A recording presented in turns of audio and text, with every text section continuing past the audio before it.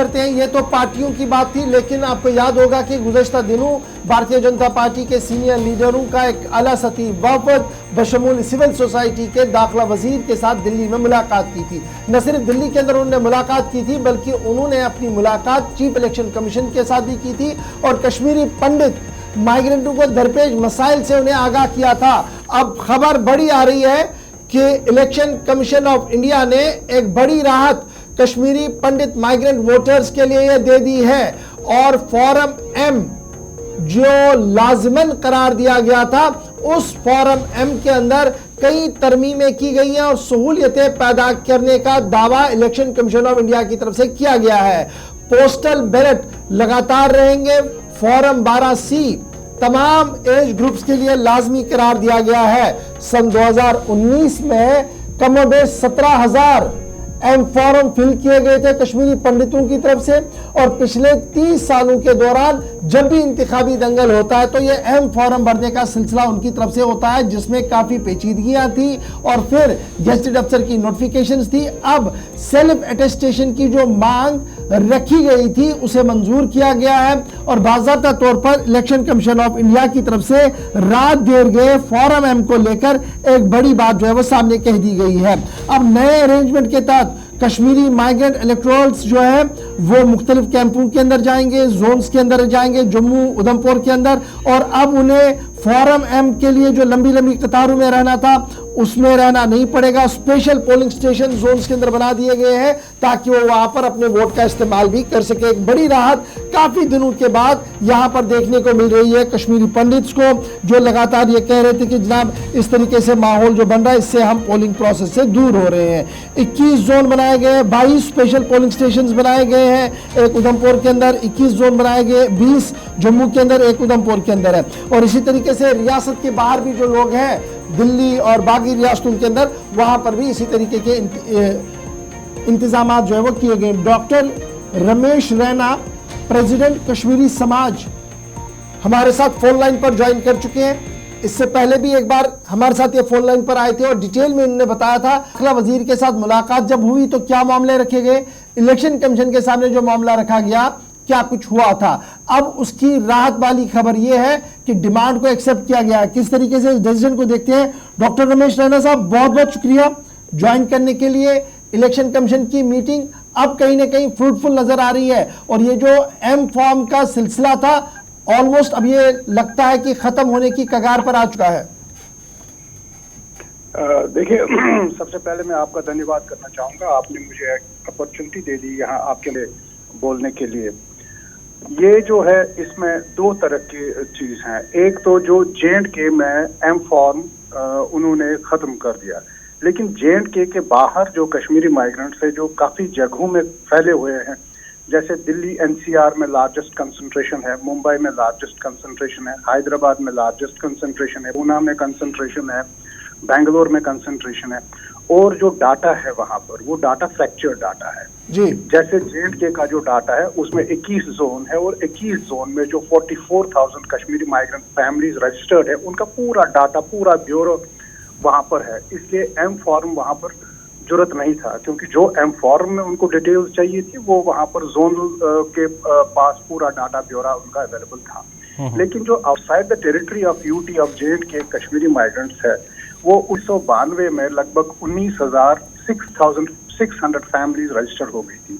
उसके बाद एक और स्पेशल रजिस्ट्रेशन ड्राइव हो गई थी जिसमें 4,600 फैमिलीज आ गई थी। तो इसमें लगभग 25-26 हजार फैमिलीज है, उनका डाटा पूरी तरह से कोलेटेड नहीं है और उनके लिए इन्होंने एम फॉर्म स्क्रैप नहीं किया, लेकिन एक महत्वपूर्ण बड़ा इंपॉर्टेंट स्टेप वो ले लिया कि एक तो एम फॉर्म सिंप्लीफाई हो गया, प्रोसीजर इसका सिंप्लीफाई हो गया, और नंबर 2 जो हमें गेजेटेड ऑफिसर का दस्तखत करवाना था उससे हमें छूट मिली। उसको हमने सजेस्ट किया था इलेक्शन कमीशन ऑफ इंडिया को कि जो भी हम डिटेल्स दे देंगे वो हम सेल्फ अटेस्टेशन के माध्यम से दे देंगे, और self attestation election commission of India ने मान लिया जी। तो ये दो चीजें, अभी इसमें काफी लंबा सफर हमें तय करना है, क्योंकि हम चाहते हैं जो J&K के बाहर कश्मीरी माइग्रेंट्स है उनके लिए दो चीजें हो। एक, उनके लिए भी एम फॉर्म का होना लाजमी ना करार दिया जाए, और दूसरा जो लोग, जैसे मैंने बताया मुंबई में है, जैसे मैंने बताया हैदराबाद में है, जैसे मैंने बताया पुणे में है,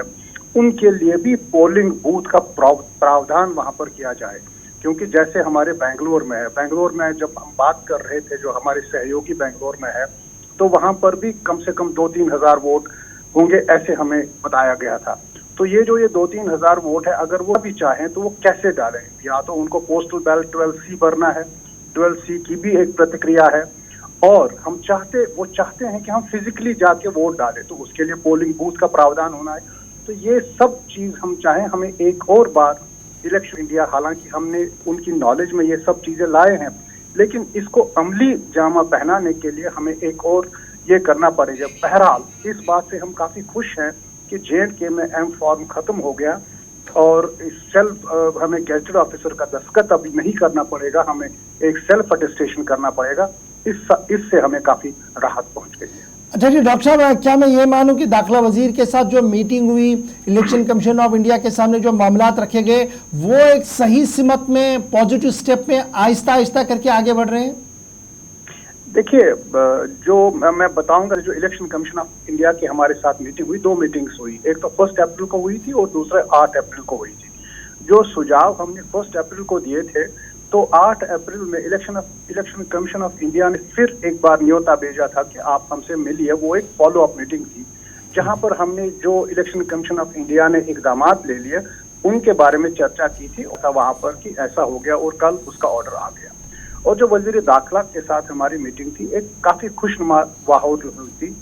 वहां पर उनके अपने ऑफिसर से जितनी भी बातें हमने कर दी होम मिनिस्टर साहब के साथ, उन्होंने सारे वो लिख दी। वहां पर जितने भी हमारे प्रॉब्लम्स थी, जितना भी था, हमने सारा कुछ करके उनके साथ 1 घंटे में डिस्कस कर लिया। और वहां पर उनका बिल्कुल उन्होंने रिकॉर्ड भी रखा। होम मंत्री जी ने बताया, हमें आपकी समस्याएं तो आइडिया है, लेकिन कुछ चीजें जो आज आपने बताई वो भी हमने इनमें ऐड कर दी है, क्योंकि अभी model code of conduct in force है।